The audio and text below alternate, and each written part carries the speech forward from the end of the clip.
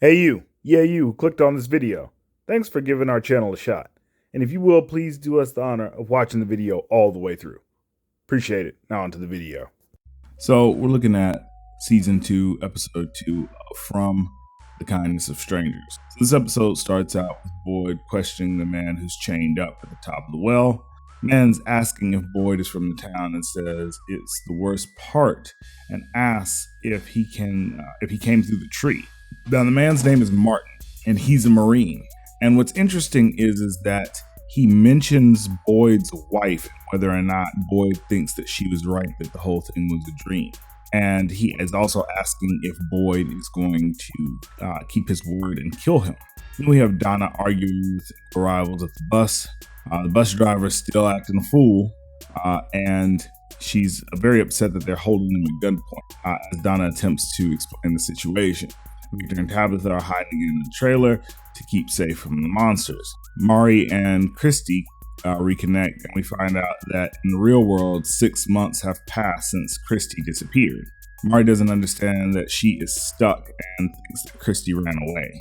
And Christy tries to explain the situation to her, but I mean, how do you really explain that type of situation to another person? That there's no way out and no way of communicating outside of the town. Like that's a tough pill to swallow, even as you're in it. So Tom and Jim try to comfort each other when Brick, who is one of the passengers from the bus, who's also stuck under the house, wakes up and starts making noise. I don't know what the theme of these last 2 episodes has been about, with people just making unnecessary noise when the monsters are around. But yeah, we need to get with the program. It needs to stop. So Jim and Tom try to calm him down so he won't attract the monsters. And then we see Boyd, who's searching for a way to free Martin.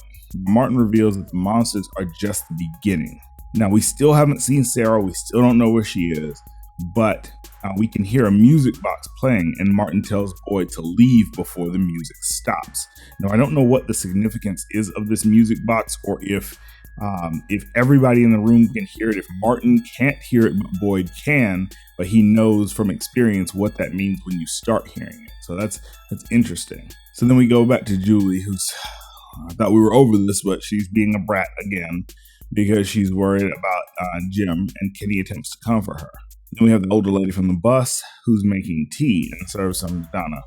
And Donna sees the new arrivals kind of plotting on how they're going to escape the diner, not understanding that escaping the diner is just really being food for somebody else. So either you can eat the food at the diner or you can be food outside the diner. The choice is yours. So 2 of the passengers that ran away enter a house with a talisman, and Fatima and Ellis get inside before the monsters get to them. Get to the 2 passengers. 2 passengers are approached by the monsters and are immediately murdered. And the monsters continue to basically antagonize Fatima, and she's already seen her share of death, especially at the fall of Colony House, and this can't be adding any stability to her mental state. So then we see Brick again, who's starting to freak out, even though he's been told to shut up.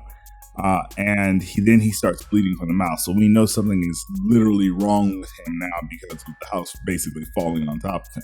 One of the bus passengers takes Kenny's gun and wants to go inside. He takes Kenny hostage, and Donna tells him to shoot him. Then Kenny overtakes him and gets the gun back. Now, this is an interesting scene just because the tension that is building between people that know what's outside and the people that have been told but haven't experienced it. And it's just very interesting that this person, who I feel like is going to be a problem in the series, is interacting with people that have already been through this. And we see Martin ask Boyd, again, like I say, if he thinks that Abby was right.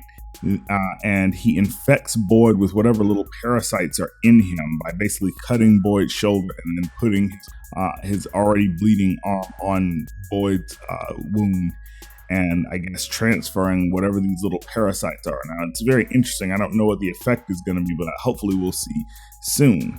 Martin asks Boyd, Kenny starts making tea, and Christy comes in after Mari. Then we have like this kind of weird, awkward conversation, which, I mean, you knew that was coming because, Kenny had a chance, and now that chance is pretty much gone because Mari is now back in Christy's life somehow. So we see those 2 survivors from the bus speculate on what the sounds that they hear inside the building are, and then they hear a knock at the door, and obviously it's the monsters trying to convince them to let them in. Then we flash to a monster entering the bus, and this monster finds a person, or actually a old couple on the bus. And the way that he tracks them down is very interesting because we don't really get to see a lot with the creatures that look like humans. But in this particular situation, we actually get to see that before they strike, their faces change into, I guess, what their real form is, and their human presentation is really just a mask in order to get the victim to let their guard down. So Boyd chases the dog into the woods after he escapes from where he was at, and he hears a creature. So he starts passing out. I don't know if it's the effects of what was done to him, but he's starting to pass out, and he hides from the monsters and then runs away. Victor and Tabitha discuss the boy in white. He tries to share some cookies with her, and he says that not many new people have come, that he's got a chance to share snacks with, and that he used to get snacks from his mother. So I thought that was interesting. And then they hear something outside the trailer, and surprise, surprise, it's Boyd. Now, what's weird about the whole Boyd situation is I really think that because of what has happened to him, the monsters can no longer see him, because there's no real way he should have been able to get out of the situation that he was in, basically unbothered by the monsters. I don't think that they can see him anymore, but we'll see how it goes. Now they see Elgin running away from the monsters, and they have a decision to make whether or not they believe that this is real or is a trick. But I mean, we all know that the monsters don't run. Like they just kind of walk at a slasher movie pace. Like they kind of walk and track you down that way. So they let him into the trailer, and he tells them that he came from the bus, and Boyd is like, "What bus?"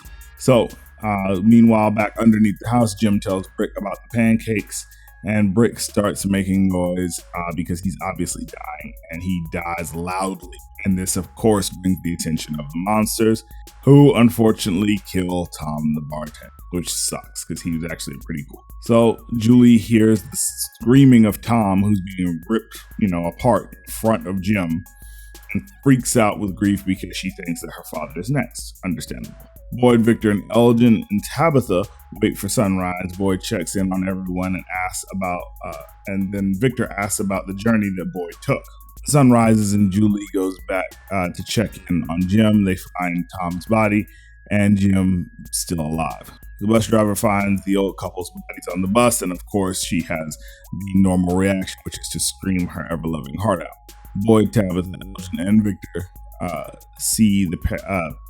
are about to leave the trailer, and Boyd sees the parasites in his skin, and that's what ends this episode. So guys, let me know what you guys thought about this episode. I thought that it was really interesting. I very much enjoyed seeing more of the monsters and a little bit more of just their hunting patterns and how they deal with people. I'm really worried about a lot of these passengers. When the group gets too big, there's just disparate elements. And I want to see if that couple made it out of that cabin. So we'll see what happened in the next episode. Let me know what you guys thought, and we'll catch you on the next one. 8-Bit Heroes out. Peace. If you'd like to get a shout out on the channel, then hit that like button, maybe share it with a couple of friends, and do us the biggest honor of all, and subscribe to the channel so you can join the 8-Bit Heroes family. And while you're at it, hit that bell icon so you can be notified when our new videos come out.